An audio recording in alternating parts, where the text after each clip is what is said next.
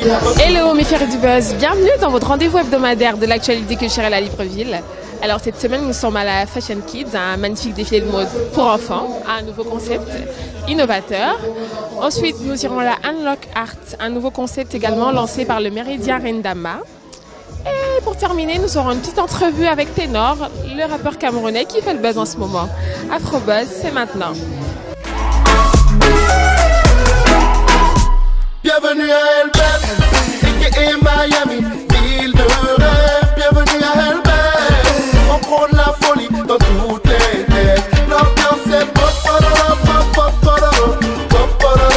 On aimerait savoir exactement d'où vous est venue l'idée d'organiser un défilé de mode pour enfants. Alors écoutez, moi je suis la créatrice d'abord des salons pour enfants Pink and Blue.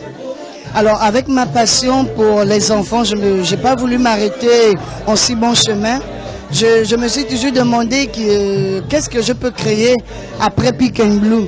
Alors j'ai longtemps réfléchi à la création d'un événement créé pour les enfants et valorisé par les enfants, donc la Fashion Kids. Alors la Fashion Kids existe depuis 2 ans maintenant. Et donc ce n'est pas le premier défilé de mode? Non, c'est la 2e édition. Les salons Pink and Blue, vous faites donc quoi exactement? C'est des vêtements pour enfants, c'est la coiffure, c'est quoi exactement Pink and Blue? Alors les salons Pink and Blue, ce sont des salons spécialisés dans la coiffure et le traitement des cheveux pour enfants. Il y a des magasins qui vous ont sponsorisé pour cette édition? Je ne voudrais pas dire, utiliser le mot sponsor, mais je voudrais dire que la Fashion Kids a décidé cette année de travailler en partenariat avec tous ceux qui font dans la mode pour enfants et avec les magasins spécialisés dans le vêtement pour enfants.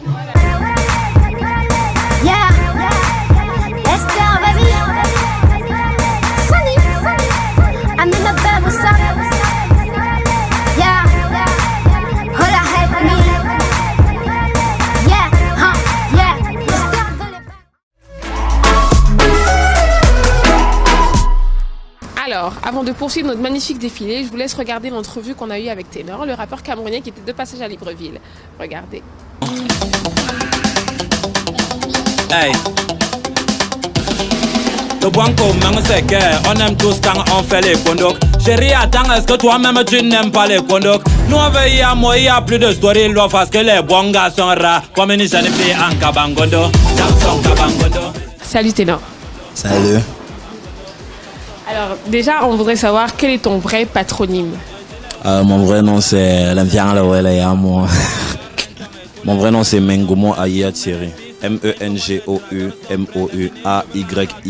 Thierry, c'est tout. Comment tu définis ton style de musique précisément? Je pense que je suis artiste rappeur. Mais après, il y a des trucs qu'on développe. Le rap, ce n'est qu'une commande d'expression vocale. Donc, il y a des trucs qu'on développe bien après, mais à la base, je suis rappeur. On t'a connu à travers ton hit, d'où le dab. On va dire que c'est sorti à une période où tous les jeunes du Cameroun et de la sous-région connaissaient déjà le dab, mais ça a quand même eu du succès. Qu'est-ce qui t'a inspiré en fait? Je pense d'abord que le succès, ça dépend pas forcément de ce que tu dis ou bien ça dépend de la qualité globalement de ce que tu fais. Si le son il est bon, même si tu as parlé de quelque chose qui était mort il y a fort longtemps, quand le son il est bon, ça marche. Parce que là, le public ça ment pas. Déjà, ça m'avait fait connaître au niveau national le titre Nathalie. Déjà la polémique fait autour de ce son, il y avait déjà pas mal de sons qui allaient dans ce sens, mais mon son a marché. Donc ça veut dire que quand le son il est bon, ça passe. Mais en matière de ce qui m'a inspiré, il n'y a pas un truc particulier. Quand tu as une idée, tu essayes de la matérialiser et puis si ça donne un bon truc, c'est bon. J'ai une question directe. C'est quoi la danse urbaine la plus populaire au Cameroun? La danse urbaine la plus populaire au Cameroun, actuellement, c'est certainement le dab. Ici au Gabon, on a le ndem, le jazzé, plus récemment la ncham. D'où le dab, ça vient des USA quand même. Il n'y a pas de danse urbaine que tu aurais pu chanter qui vient du Cameroun précisément? Après même les musiques urbaines, ça vient des USA. Je suis d'accord avec ça, mais on a nos danses typiques à nous quand même. On a nos danses, c'est vrai. Mais après, il faut d'abord respecter le fait que le rap, ça ne nous appartient pas. Ça ne devrait pas être tabou de faire du rap et de faire un big up aux USA. C'est comme si quelqu'un faisait du reggae et ne faisait pas un big up à la Jamaïque. Mais après, valoriser le chez nous, il y a plusieurs façons qu'on peut le faire.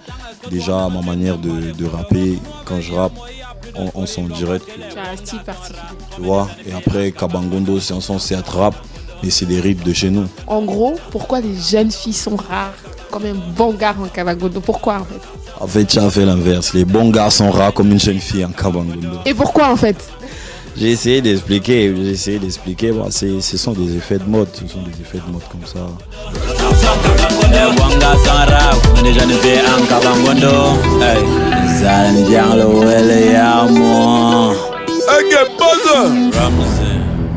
Qu'est-ce que tu penses des autres rappeurs camerounais qui sont un peu connus aussi, comme Jovi, Stanley, tout ça?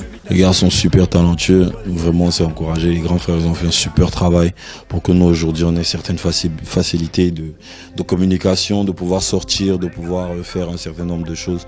Nous, sont des grands frères à qui je passe le big up à tous parce qu'ils ont abattu un super bon travail. Et non seulement ça, ils sont super talentueux. Quelles sont tes ambitions futures? Qu'est-ce que tu nous prépares comme hit pour la suite? Déjà, il y a beaucoup de titres qui sont enregistrés, mais actuellement, j'aimerais me préparer sur un projet à long terme, vu que il y a pas mal de temps, on a annoncé, mon équipe et moi, que je vais aller en indépendant. Donc, je quittais le label. War Machine qui me produisait, qui a fait Duldab, Nathalie, Kabangondo. Donc, à partir d'aujourd'hui, je suis indépendant. Voilà, et il y a pas mal de singles qui ont déjà été enregistrés. J'aimerais vraiment m'asseoir et penser à un gros projet long terme. Un album en préparation? Un album en préparation. On espère qu'il y aura assez de collaborations, peut-être avec des artistes ici. Voilà, on espère que avec l'équipe, avec mon équipe à moi en Indé, on va faire des trucs encore plus bons que ce qu'on a déjà eu à proposer. Mais c'est tout ce qu'on te souhaite, hein. On t'encourage pour la suite. Tu es très talentueux, on te souhaite que de la réussite. Merci. C'est Afrobuzz qui te remercie. Bienvenue à Elbet, et Miami, ville de rêve. Bienvenue à Elbet, on prône la folie dans toutes les terres. L'ambiance est bonne. Nous sommes au Méridien Rendama, l'un des plus anciens et prestigieux hôtels de Libreville, qui organise désormais tous les jeudis soirs un barbecue au bord de la piscine, avec en plus des expositions artistiques, artistes, sculpteurs, peintres, tout ce que vous voulez, qui nous exposent leurs magnifiques œuvres. Et on a un orchestre qui nous joue de magnifiques musiques typiquement gabonaises. La soirée est tellement agréable, je vous promets, c'est l'endroit où il faut être désormais les jeudis soirs. Je vous laisse découvrir, on se retrouve après.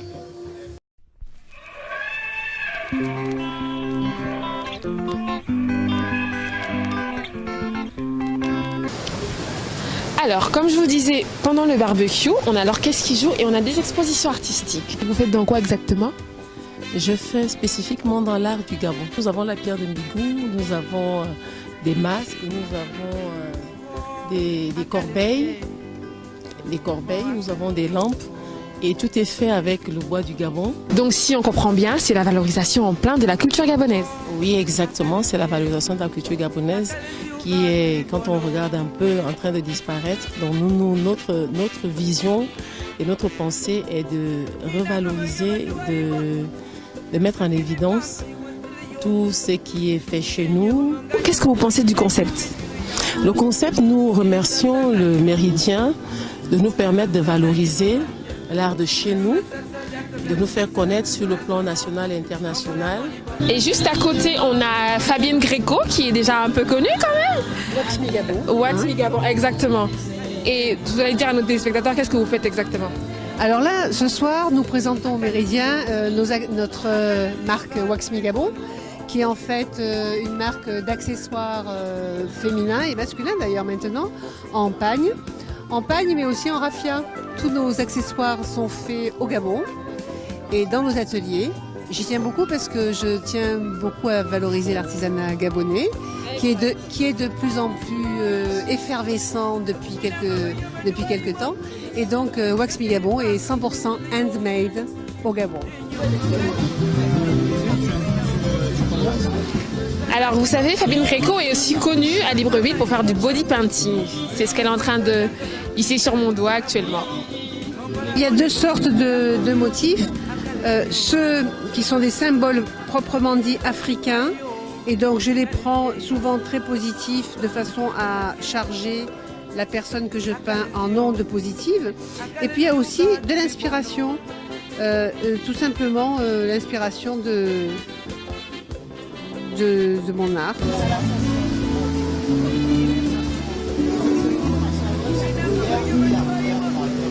Voilà.